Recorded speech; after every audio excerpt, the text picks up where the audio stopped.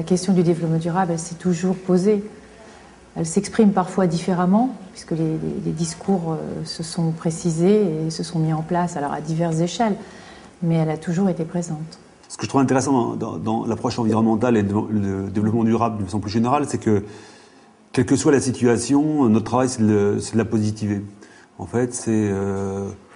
on gère en permanence des contraintes, mais je dirais plus il y a de contraintes, plus c'est intéressant, et plus le travail peut être riche, dans la mesure où peut-être que l'architecture a cette capacité d'inverser des situations, ou en tout cas de réévaluer des situations.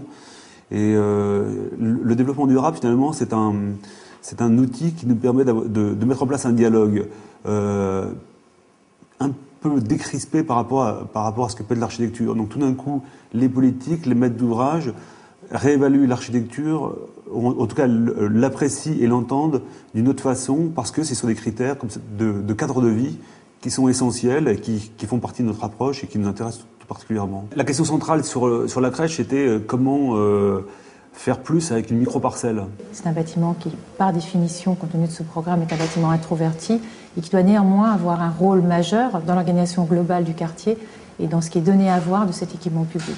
Ce qu'on a essayé de donner, ça a été, comme image de la crèche, ça a été un jardin suspendu dans un écrin minéral avec beaucoup d'attention. Pour être plus simple, en fait, ça sera lisse comme peau de bébé, ça sera courbé contre courbe et maternel, et ça sera dur et protecteur.